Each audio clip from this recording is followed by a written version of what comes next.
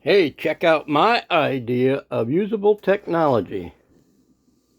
Check that out. One more time, just for the heck of it.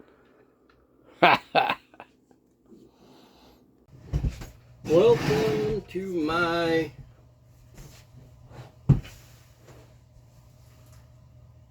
not so often used dinner table, more workbench. It's come time for me to reveal something I wanted to reveal. And I'm titling this From Yin to Yang.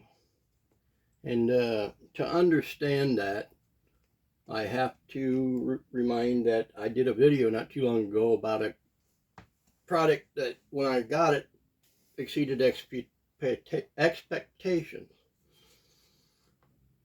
This one, when I tried to do an unboxing video for it, gave me the exact opposite effect. I was upset, and I'll reveal that here in a second. But here we go. You ready? Now, I hope I can see this, because right now my advanced technology is that phone, my phone slash camera, is teetering on an RCBS press. But here's what I received. An Imberti copy of the 1847 Walker. Now, this case, you can see I've put a conversion cylinder in. Here is the original cylinder. And the reason that I was disappointed was the number one reason I sent it, and the number two reason I sent it was, I'll give you the number two first, is this is a conversion to the 4555 Walker. Now, I am currently, by my understanding, only one of two that owns this exact configuration. Other conversion cylinders have been used other than this, but this is a Kursk converter, rechambered, to match that. But the number one thing that I sent it to have done, and again, partly because I have poor eyesight, was I had requested, and here they are, the tip of this to be converted to a Dragoon latch system. Now, ultimately, what I wanted to do is continue to keep the Walker latch on it and double up on it with what I believe is an appropriate fix by adding the Dragoon latch. I thought that would be kind of an interesting video to go, what is it in a short video, and what makes this one different? Well, as you can see, that didn't happen. Now, I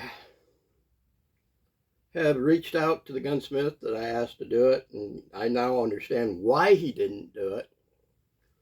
And I've had a couple conversations, and one of them told me specifically what exact size dovetail I need for that, and I can't remember who. And saying that I can't remember who, does that qualify me for immunity from prosecution? In my case, I'm going to say probably not. But here we go. And at this point, I want to set this down for a second. So you may ask why this one is in with it. And I'm going to set this to the side. Well, the same reason that this is sitting in there with it currently is the same reason that I can add this to it. All three of these, and I hope that you can see this, all three of these are rechambered to 4555 Walker. And again, as I've told you, I believe that, from my understanding, I'm only one of two people that have this. I'm not telling you that the Walker hasn't been rechambered for others, But this particular case, and I've misspoke this a while back, but in this particular case,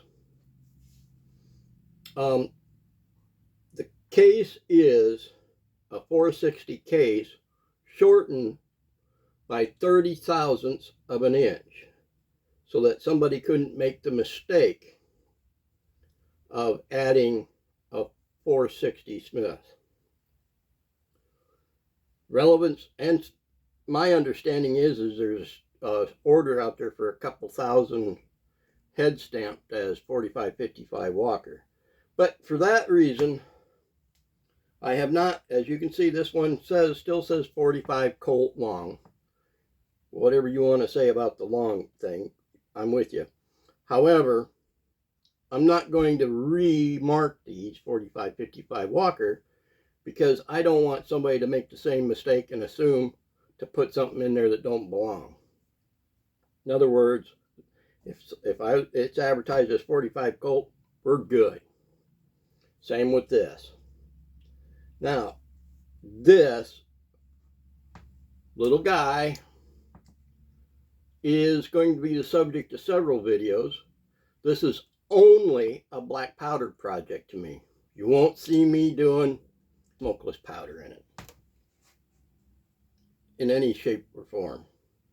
These two I'm going to load more closely to how I used to load 4570. I used to have this is a 10-inch model. I used to have a 12-inch 4570 that I used to load. In this case, I'm going to load it very similar to what I did that, running in these two barrels only 300 to 350 grain jacketed soft points and hollow points.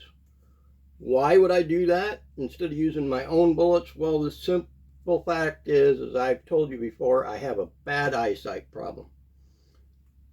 And I don't want to mix up ammo meant to go in here with ammo to mix up here. So visibly having jacketed bullets just helps visually keep me from making that mistake.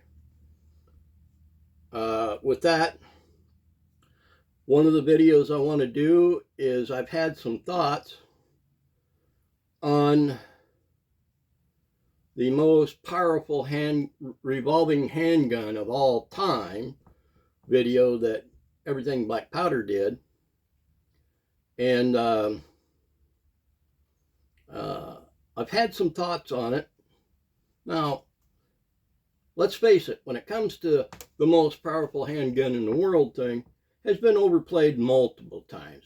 And the Walker isn't the only thing, but there's a couple things within that video that I've noticed between a couple of Jake's videos that's got me asking questions.